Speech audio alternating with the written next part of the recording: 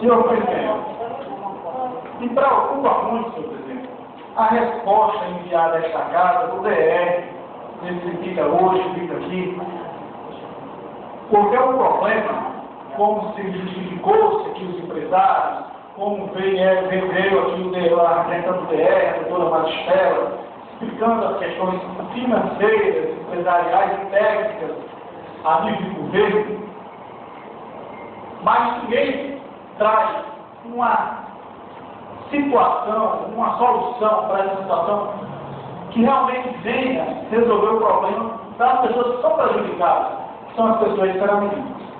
A gente falou aqui do grande problema que Seraminho já enfrenta, dos problemas sociais na região metropolitana, questionamos vários fatores que realmente fazem cada vez Seraminho estar mais dependente dessa ligação entre Natal, desse transporte intermunicipal. A gente já tem analisado que está fazendo uma tarifa mais alta, a gente já tem analisado que é da região metropolitana, mas não temos benefício nenhum em relação ao usufruir das questões em relação ao que a região metropolitana proporciona. A gente ficou apenas com violência, com lixão, com cadeia pública, e a gente agora pega de surpresa, a nossa população pega de surpresa com a diminuição na prestação de serviço. Basta já não termos aqui emprego, indústrias para empregar nossas pessoas, somos obrigados a transportar, a enviar esse povo todo para trabalhar em Natal, e a gente já vê um grande problema, que é um cidadão seraminense pleitear um emprego, vereadora Graça, em Natal. Se ele disser que mora em Seraminho, quando apresenta um currículo, e tiver um outro pretendendo para aquele emprego de Natal, a preferência é dada a quem já mora no Natal. Isso por quê? Porque diminui o custo da empresa no vale transporte. Então o que é que acontece? Muitos deles já dizem que moram em Natal, moram em Seraminho, mas conseguem garantir emprego. Então ele custeia já uma caixa no corpo dele, porque ele só recebe muito mais transporte. O que é que acontece? Quando ele pega esse transporte aqui, deixa na ribeira, deixa mais ou menos próximo de onde eles trabalham. Tirando essa linha, eles vão ser obrigados a ter que pagar o transporte coletivo de onde for deixado ao ponto do trabalho. Então isso é uma perda, vereadores, meus senhores, em torno de mais de 30% de quem já ganha muito pouco. Sem falar da inconveniência de horários, de ter que esperar em várias paradas, você vai ter que descer na parada, subir do leito, pegar coletivos, realmente vai ser um transtorno. E a gente vê que o problema da empresa legal é a grande quantidade de roteiros que fazem essa prestação de serviço, porque já presta um serviço porque existe uma demanda, porque existe um problema social. Não se tem tanta gente desocupada com o carro pegando locação, se realmente tivesse emprego e as pessoas tivessem ocupação, que ninguém aqui não prefere uma estabilidade, ao viver uma vida, como o João, o meu amigo João da Souza sempre diz, esperando por quem não vem.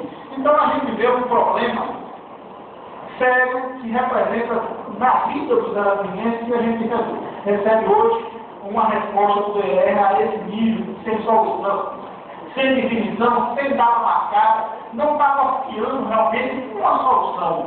Eu apresentei aqui um requerimento que ficou para ser enviado ao governador posterior a essa resposta que o DR tem se comprometido, inclusive, até o dia 20. Então eu espero que, quando esse meu requerimento chegar ao governador Iberê, para que realmente se observe que isso é uma questão política, que essa casa tiver as mãos, que junto com a população da cidade, que a gente realmente vá, que a gente observa a média normal, que isso é uma coisa de político, uma coisa de total interesse político. E se a gente não partir por aí, quem vai ficar prejudicado são as pessoas, os usuários que precisam de transporte. Então, senhor presidente, eu tenho me preocupado, acho que isso tem que ter prazo, a gente tem que estabelecer marcar datas para a gente realmente correr para isso aí, porque a população também não pode realmente ficar sem a prestação de serviço desses ônibus.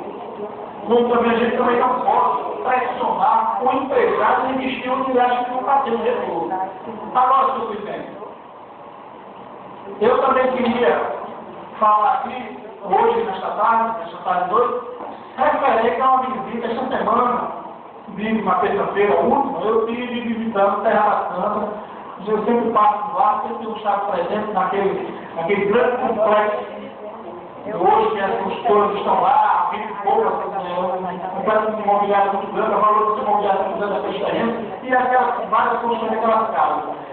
Mas eu observei uma coisa, vereador Ronaldo Fernandes, líder do governo. As casas estão prontas, a casa de casamento do governo, do programa social Minha Casa Minha Vida, aquela casa que a gente defendeu aqui, um projeto que eu fui um dos mais defendidos, que fui até o relator do projeto, para que nós dissemos que essa casa estava por Deus ao município e inventar 80% de sua receita para vir mais emprego, vir nessas casas e realmente melhorar, resolver o problema do déficit habitacional.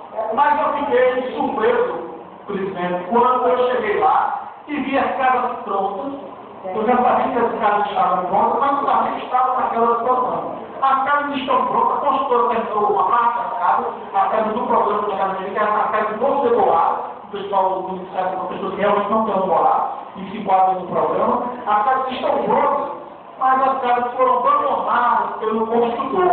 O construtor tinha uma obrigação e só me entregar essa casa, concluir esse tempo. E eles realmente fizeram, só se abandonaram a casa para entregar ao prefeito para poder fazer o programa que é realmente chegar à população mais carente que precisa daquela casa.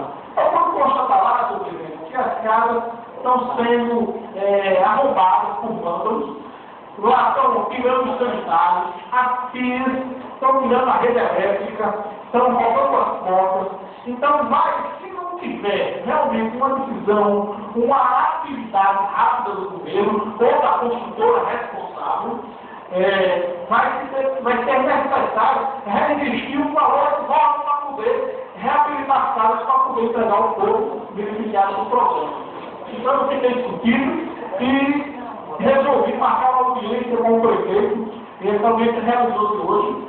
O prefeito me deu uma posição que só recebe as casas da construtora, era de perfeito estado, e que o único problema que tem impedido de entregar ao usuário da casa, ou as pessoas beneficiadas que ganharam as casas, só que o seu programa não entregou porque tem que entregar com água e energia. A COSEG exigiu para colocar os postos, exigiu que a prefeitura colocasse os meus filhos. E a prefeitura, o prefeito garantiu que está providenciando isto a partir agora do primeiro do mês. A questão dos salários para colocar água, lá já tem um posto com vazão suficiente para resolver o problema da água, mesmo a água sendo de péssima qualidade, que eu até dei uma opinião a ele que eu deveria mudar um desalinizador, que a água realmente ela tem quase péssima para consumo humano. E a partir disso aí ele fez o normal para a gente realmente entregar aquelas casas. O ministro de 45 dias estaria entregando as casas. Agora eu vejo um grande problema, eu vou apresentar um requerimento aqui, para a gente solicitar informação da construtora pelas casas, porque aconteceu um problema parecido com esse em Macaíba. Eu tenho uma pessoa minha em Macaíba, eu sou um relator do problema, e a casa de lá, a construtora não se responsabilizou pelos danos e pela deficiência que tinha acontecido na casa. Entregou o povo daquele jeito. Então, foi um desperdício de dinheiro, as casas novas, mas todas depredadas e roubadas. E, sinceramente, nós corremos o risco, por exemplo, nós temos muitas formas de receber as casas da construtora que realmente estiverem prontas. Mas eu tenho medo que essa construtora, pelo que eu soube, a mesma que construiu em Macaíba. Sinceramente, corre um risco de passar pelo que Macaíba passou. E a gente, para se resguardar, eu vou apresentar um requerimento desta casa, eu quero combater um bloco de votos antecedentes, para a gente solicitar informações se realmente a empresa vai assumir isso, porque se não for, as casas da forma que está, tem que ser pastoradas de imediato para não acontecer novamente e começar a ser decidido, porque estão por 40 dias, o prefeito não tem condições de entregar, o governo não tem condições de entregar às pessoas beneficiárias do programa. Então, é uma coisa de muita preocupação, porque aquilo ali é uma coisa importante para o nosso município, a gente diminui o déficit habitacional, a moradia própria é um direito e é uma riqueza que o ser humano tem quando recebe uma casa, quando tem um lugar digno para morar, e essa casa não pode deixar de dar o respeito e o valor a essa matéria. Então, senhor presidente, eu queria fazer essa data aqui hoje e nem falar sobre a matéria.